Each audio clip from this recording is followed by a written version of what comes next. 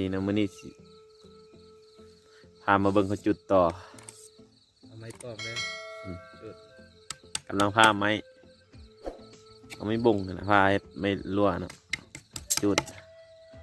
เกียมอันนี้แหละสร้างเพิ่นหัวหน้าทีมงาน มืออาชีพเลย มืออาชีพเลยนี่ต่อจับเงินขึ้นเงินติดต่อมาเลยทางเบอร์โทรซีที่อย่างเดียวไม่รู้แล้วไม่ต้องพูดนี่จะไปรั่วมันนี่เอาไม่รั่วจุดเอา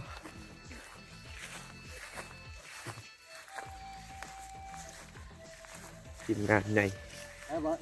ใจดีใส่ย้อนมันใส่ย้อนอันนี้เนาะต่อทีนี้ตัดทิ่มก็ได้นะเลิกงานนี่ไม่ต้องขุดก็ได้พุ่นนะยังมาพี่นะป้าขุดบัดหูตรงนี้บัดกระบัดเฮ้ยเจ้านะไปรัวยังบ่ไหลอย่างนี้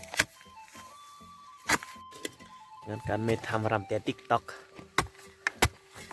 อย่ามาต่อยดังจบนะจบแล้วบ่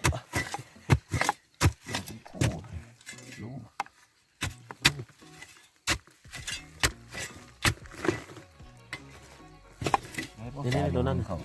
เอาไปตัวนี้เลยตัวนี้เลยนั่นแหละเอาไปโลไหนเนี่ยช่วงคลิปเนี่ยไม่ต้องเปิดอีกนี่ตัวรวมลูกหมูอยู่ไหนอดๆนี่เท่ากันนั่นนี่มีเอาโอเคนี่เอาอีกไหมนะของน้องกันยกข้ามนี่กูข้ามคิดไหมคนแล้วไม่อู้ละอู้เหมือน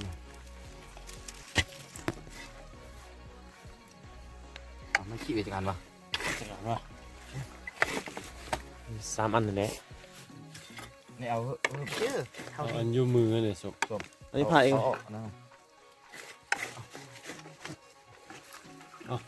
ผ่าเลยผ่าเลย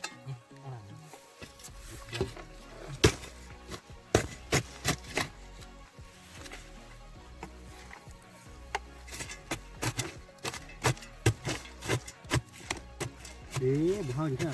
บุกได้2 3 4 5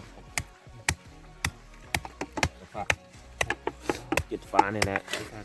7 ฟ้าเอาหน่อยฟ้าใหญ่โบ้ว่ายุบลงหันล่าเลยสิชอบประกาศดังกันดิเอามาทางข้างเลยมันจะดีกว่าไอ้คิดนี่มันถือข้างแล้วนะโอ้ใหญ่ได้นี่อ๋อมันจะดีกว่าข้างวะไอ้เรื่องเสียงไม่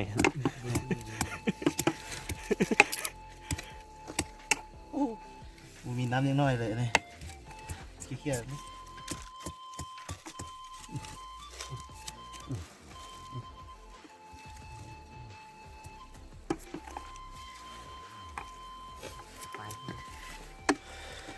หน้าคุณคุดแดงเขาก็เครียดกับมันตั้งหน้าตั้งตาตาขาวคือพี่นั่นแหละอย่าเบิ่งนะบ่เห็นดอกคันเอ็นนั่นปีนมาทางนี้ก็เริ่มตายแล้วแหละก็มีการเรื่องใจมันเบิ่งเลยเคลียร์เลยไหมเคลียร์ลงบ่เคลียร์ลงอันตะกี้คนเลยเด้อมือคนรถมีหน้าที่คนเตี้ยนะคนอย่างเดียวเก็บเด้คนเด้แม่งจักจันอันนี้กระดาษ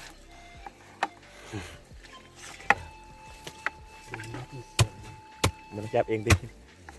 อย่าไปใส่มือส่ง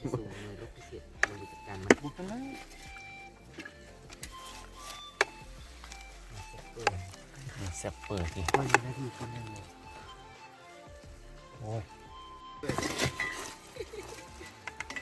ยุบมือ เน้นไอ้นั่นดูเอาความลองความบ่ได้บ่เอาความซ้อนนั่นน่ะมาบ่ได้ซอยได้บ่ บ่ได้ ข้างนี้ ยังข้างมาให้เลยยกเลยยกขึ้นหน่อยนึงเอานี้เข้าอีกก่อน เน้นทางนั้น เอามือเน้นกันเลย มือเน้นเองติดตัวเองอย่างเอ็ด มันปึ๊ดนั่นแล้ว เดี๋ยวกันฟ้า คลิปแม่มีอยู่ในบักไหลส้มติดอยู่ฟ้าส้มเอาตรงนี้ฟ้าก่อนส้ม มันกินข้าวก็ พุ่นไอ้ไวฟ้าในพุ่นเอง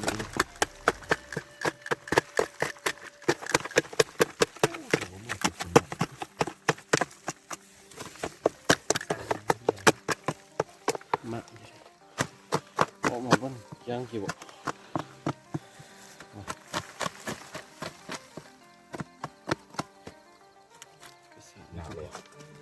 มือบ่ได้เจอจังน้อย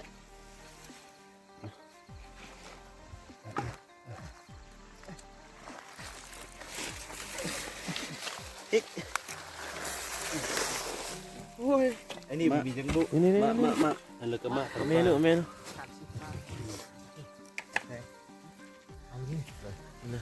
ใครจะว่าไอ้บุมีจังลูกมุ่นหมดเลย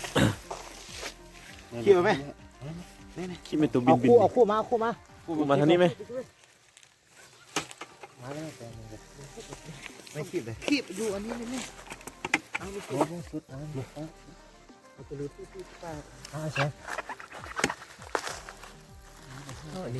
จังได้ไหนขีบ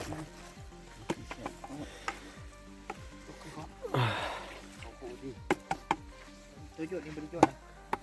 มาไอ้เต้นเนาะ แกนี่หรอ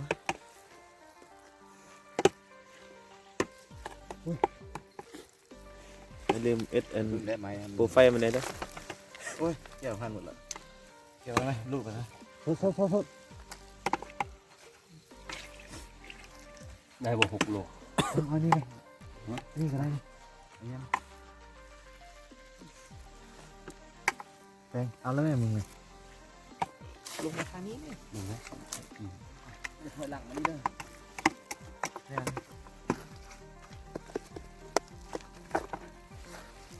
นี่กองเนี่ยบักไหลกอง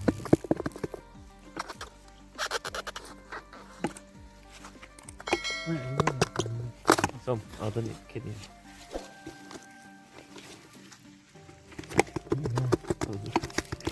อีโหดนะ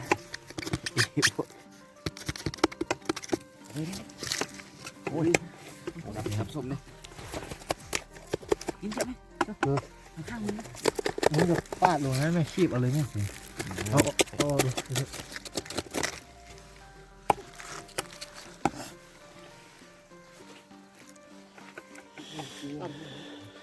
นี่ก็ได้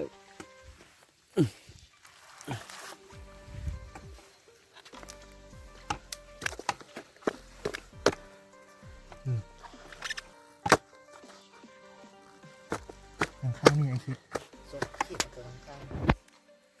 มีวะเนี่ยยังข้างนี่ไอ้คิดยังด้านนี่ยัง2ไอ้บุมีแม่มันนะ นี่ทางนี้อย่างเนี้ย ไอ้คิด ตัดทางนี้บ่ ตัดทางนี้ก็ได้นะ อย่าปีนตีนั่นแหละ ปิ่นนี่นะ2ไอ้ดิ้วนี่นะ ส้ม กระทะปนิก เอาเนาะเขาเอ็ดนี่เนาะวิศวกรนะหัวคือจะเบิ่งอยากเบิ่งนักวิศวกร แม่จักแม่เนาะ ไม่เอาแบบนี้มา เอาก่อน ไม่เอาแบบนี้มาเอาไม่แต้ม มาอีได้เนาะ ครับปัดส้ม ดาวเนาะ นี่ แม่ครับดาว หมูมาอีกเท่านี้แหละเอาเลยช่วงแล้วมันมากกว่านี้ไอ้คิดนี่มาแต่ทางไหนเนี่ยตัวนี้เนี่ยนี่ น้ำเข้าในที่เนาะเอาบูดนี่เนาะบ่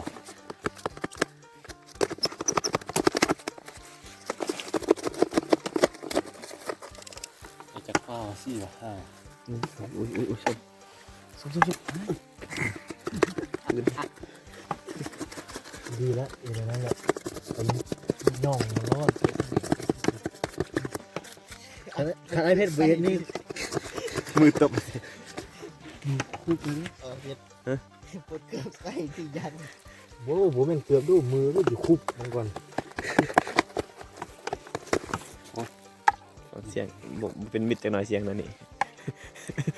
เสียงนั่นนี่มันเป็นมิดนะไปโบนัดตะข้างนัดตะข้างกันอย่างไรข้างมันซึ่งเป็นอย่างนั้นอู้นี่พวกนี้นี่ส้มนี่เอาวันนี้ไหมวันมัน เอานี่ก็ได้เถอะก็เลยดิ ยัง มาละอันนี้เนาะแม่แต้มแม่นั้นมันเนาะแม่บอกแม่อูมานี่นะ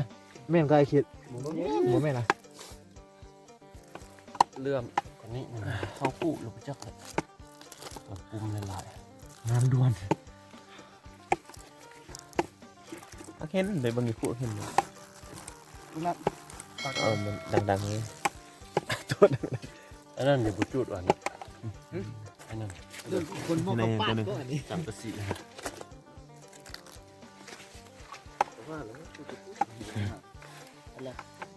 เดี๋ยวว่านั่นเลย เสียบึ้งข้างหลังเลยแค่อีกจ้ะเดี๋ยวเอาไม่ไอ้พี่ไอ้พี่พอเด้อ ๆฮอดขั้นตอนนี้ก็ใกล้จะเสร็จสิ้นแล้วนะ บินอันนี้นะเหยียบไงเหยียบมันจะตาย ได้ของ เรื่องคนมอกขปาดหน้าที่ของมึงมีหน้าที่คนเดียวย าสู้กำลัง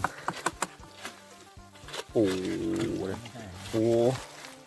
อะไรกันหมดมันบินแหงหมด โอ้ได้แม่ยูทูบเบอร์เลยมีจีวี โอ้ไม่ยัง โอ้โหสุดยอด โอ้คนป้าที่นั่นขุดดินเฮ็ดเงินที่นอนนี่เอาขึ้นยองคู่ให้เขาเขี่ย ไม่ไหนมันอยู่ไหนพี่จีนอ่ะ นี่อยู่แล้วมาเห็นละสงสัยเก็บแล้วท่าน นี่ดิเทิงกันนี่ นี่เท่ากันนะตัวใหญ่ๆอยู่นี่ มันอยู่ฟ้าเวทนะให้นางสลาย โยดแล้ว หยุดแล้วเขาตักออกมาเก็บเอาท่านพึ่งย่านเข้าบัดปุ๊บหลายๆนั่นแหละตัวอันนี้มาห้ามักปุ๊บเดียวดิ สดนี่มือคนซอกเบึงนี่ ไม่นี่ตีนี่มา มือกี้ก็เห็นกับว่าตัวนี้บ่แม่นบ่แม่น แม่อูมันเกิดมืดแล้วเนี่ยเลื่อมดำๆเลื่อม เล่นมูมีปีหรอ นี่ตัวหนึงอยู่นี่ มีปีหรอ นี่เนาะ ๆตัวนี้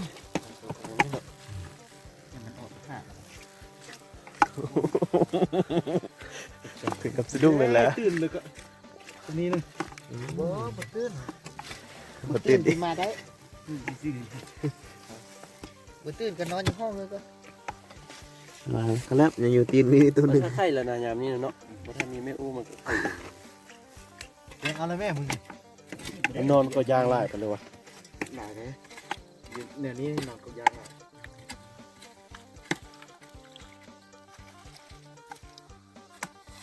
มึงแต่มันเที่ยวนะตอนแรงประมาณ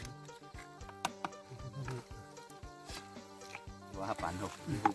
นะ เยี่ยมกับที่ต้นไม้บ้าง